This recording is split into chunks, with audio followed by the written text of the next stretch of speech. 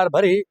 उसके बाद रैली कहां तक पहुंची, उसकी आवाज, इसकी गूंज सत्ता के गलियारों तक गई या नहीं गई, उसको लेकर बात करते हैं। इस आंदोलन से जुड़े रहे विकास विदुड़ी।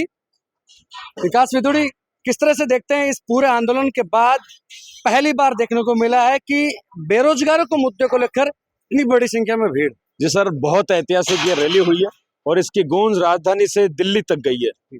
आज राजधानी की सड़कों पर सुनामी आ गई, भूचाल आ गया। मुख्यमंत्री जी तो पहले ही दिल्ली निकल गए। तो निश्चित रूप से सरकार को कहीं ना कहीं पता था कि हनुमान जी लड़ाई लड़ेंगे नहीं, और लड़ेंगे तो फिर कुछ लेके उठेंगे। तो जिस तरीके से आह्वान करने पर, एकमात्र आह्वान पर, सुदूर रेगिस्तान के रेतीले धोरों से वो युवा, वो छात्र, वो किसान और जवान राजधानी की सड़कों पर चला आया। और जिस तरीके से आपने देखा कि लगभग 1 लाख नौजवान पूरी ताकत के साथ अपने हक और अधिकारों के लिए जागरूक छात्र आज राजधानी में पहुंचे, और निश्चित रूप से वो न्याय मांगने के लिए पहुंचे कि जो सरकार ने वादे किए थे कि एसआई भर्ती पर बड़े बड़े वादे किए, चाहे वो राजेंद्र राठौड़ की बात हो, सतीश पूनिया की बात हो, सीपी जोशी की बात हो, जनता ने तो आईना दिखा दिया। लेकिन अब मुख्यमंत्री जी को भी सोचना चाहिए कि आपकी सरकार ने जो वादे किए, आरपीएससी भंग को लेकर जो बड़ी बड़ी बातें की, लच्छेदार भाषण आपने दिए, तो उन वादों पर सरकार को खरा उतरना चाहिए और न्याय करना चाहिए। हनुमान जी ने तो आज दिखा दिया ये जलवा राजस्थान की सड़कों पर, और निश्चित रूप से हमें पूर्ण उम्मीद है आने वाले दिनों में यह फैसला हो जाएगा, वरना ये लोग इकट्ठा होते हुए पुनः वक्त नहीं लगेगा।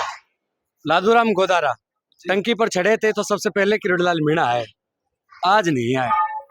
देखिए, किरोड़ीलाल मीणा ने इस लड़ाई की चिंगारी लगाई थी, और विपक्ष में रहते हुए भी और पक्ष में रहते हुए भी उन्होंने हमारी आवाज जो है पुरजोर तरीके से उठाई। जब जब हमने जो है आंदोलन किए, तब तक उनका हमारा साथ हमेशा से रहा है।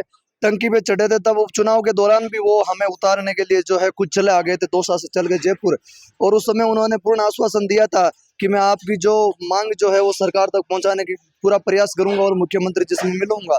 लेकिन सरकार वो मांग मानने के तैयार नहीं थी, और किरोड़ीलाल जी ने जो है मंत्री पद से इस्तीफा दे रखा था।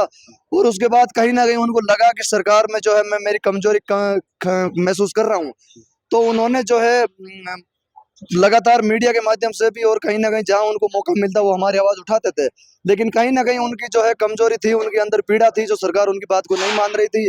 और हमें भी लगा कि हमें जो है सत्ता पक्ष का व्यक्ति है, इसलिए कहीं ना कहीं हमें किसी और की सहायता लेनी पड़ेगी। तो हम हनुमान जी बेनीवाल जी के पास गए और उन्होंने कहा कि मैं इस लड़ाई में तो आपके पास शुरू से ही हूँ। हमने कहा कि साहब, लड़ाई में शुरुआत से हो, लेकिन सरकार अपनी हठधर्मिता से जो है हट नहीं रही।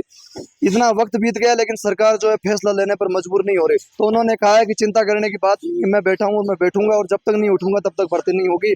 उसी चीज को दोहराते हुए पिछले 1 महीने से शहीद स्मारक पर वो तपती धूप में बैठे थे, और बीच में 2 तारीख को जो है उन्होंने 2-3 हजार लोगों के साथ जो है गिरफ्तारियां दी। उसके बाद में भी सरकार जब नहीं चाहती तो उन्होंने 1 लाख की भीड़ का आह्वान किया। और मैं धन्यवाद दूंगा राजस्थान के उन किसान पुत्रों को, धरती पुत्रों को और उन नौजवानों को कि एक ही आह्वान पर युवाओं में लगातार आक्रोश था। इसलिए इस रैली को, जो आज मैं रैली नहीं रेला कहूंगा, क्योंकि युवा आक्रोश महारैली में 1 लाख नहीं 1.5 लाख के करीबन ज्यादा लोग आए। केवल और केवल पंडाल में जितने थे उससे 3 गुना 4 गुना लोग तो बाहर सड़कों पे और पार्किंगों में दिखाई पड़े थे। जब पंडाल और टेंट केवल एक आह्वान भी छोटा पड़ गया, और सरकार ने जो है सरकार की तरफ से संभागीय आयुक्त और जो पुलिस कमिश्नर है, उन्होंने आके वादा किया कि भाई सरकार इस मामले को लेकर संवेदनशील है। लगातार दिल्ली और जयपुर में चर्चा हो रही है। लेकिन आरोप लगाया जा रहा है कि जब जब रैली होती है तब तक कमिश्नर साहब ऊपर आ जाते हैं, सेटलमेंट पहले से हो जाता है, ये सब कुछ स्क्रिप्टेड है, सत्ता पक्ष के लोग कहते हैं। सर, सेटलमेंट होता तो 25 दिन में कर लेते, 25 दिन में भी तो हम कर लेते। इतनी ताकत क्यों लगाते इस धरना प्रदर्शन को करने में? लेकिन ऐसा कुछ नहीं है, लोग तो कुछ भी कर सकते हैं, भ्रामक तथ्य तो हमेशा फैलाए जाते हैं। नहीं, बीजेपी के नेता कह रहे हैं कि क्यूसर से जैसे ही सीट गई और कहीं ना कहीं सीट जाती देख उन्होंने लगा कि अब राज फिर से लाना है तो कहीं ना कहीं जनता के बीच जाना पड़ेगा, इसलिए उसी मैदान से हुंकार भरी है जहां पर आरएलपी की स्थापना की थी। देखिए सर, खींवसर से सीट जाने की बात नहीं है। राजनीति और चुनाव एक सिक्के के 2 पहलू है, हार जीत मायने नहीं रखती है, लेकिन जनता में उस नेता का जनाधार है। सीट तो इसलिए चली गई कि लोग भावनाओं में बह गए मूंछ कटने के नाम पर।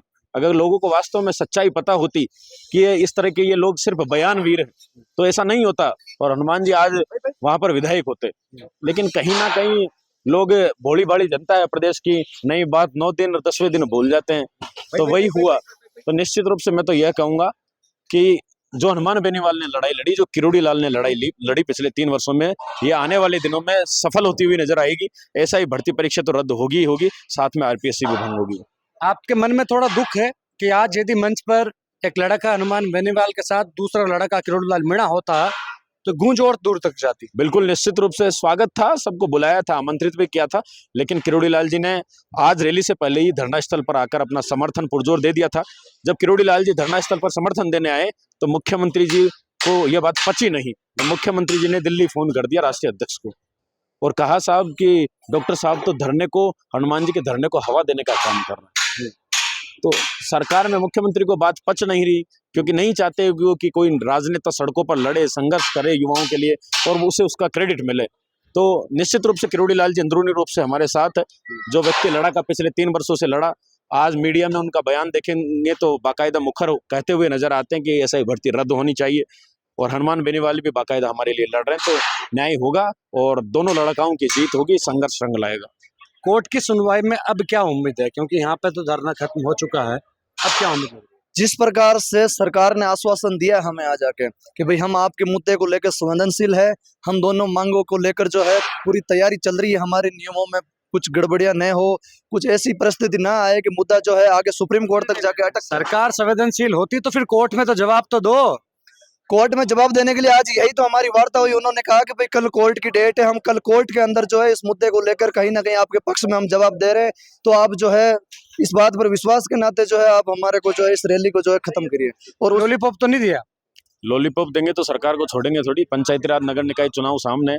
भजनलाल जी आज कुर्सी से तो चिपक के बैठे हैं, उनको नहीं पता कि जिन्होंने वादे किए थे उनको आईना दिखा दिया, चाहे वो कांग्रेस सरकार हो, चाहे उन्हीं की सरकार के बड़े बड़े नेता राजेंद्र राठौड़, सीपी जोशी और सतीश पूनिया जैसे लोग हो।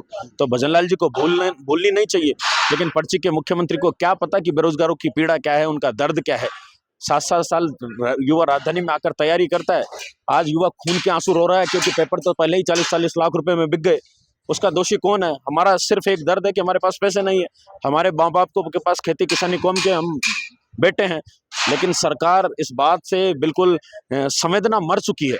हमें न्यायपालिका पर भरोसा है और न्यायपालिका ने कल के लिए कहा कि अगर सरकार ने जवाब नहीं दिया तो फाइनेंशियली पेनल्टी इंपोज की जाएगी, चाहे वो मंत्री हो, सरकार के बड़े बड़े अधिकारी हो, जितने भी लोग जिम्मेदार पदों पर बैठे हैं।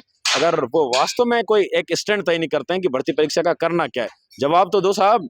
जवाब मांगता है राजस्थान का युवा। बड़े बड़े वादे तो कर लिए आपने, चुनावी जुमले तो दे लिए, लेकिन आज वादों के नाम पर वादा खिलाफी के आरोप लग रहे हैं आपकी सरकार के ऊपर। लेकिन इस पूरे मुद्दे पर आप भी लड़ा के कम नहीं हो, टंकी पर चढ़ना, सरकार से 2-2 हाथ करना, फिर भी ऐसा ही भर्ती के मुद्दे पर युवा नेता एक मंच पर दिखाई देते हैं लेकिन दिल नहीं मिलते। नहीं सर, ऐसा कुछ नहीं है।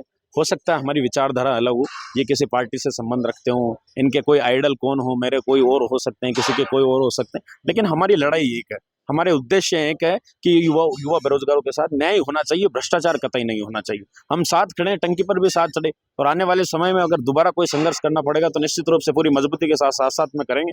आज भी तो आपके साथ ही खड़े हैं, मंच पे भी तो साथ ही थे।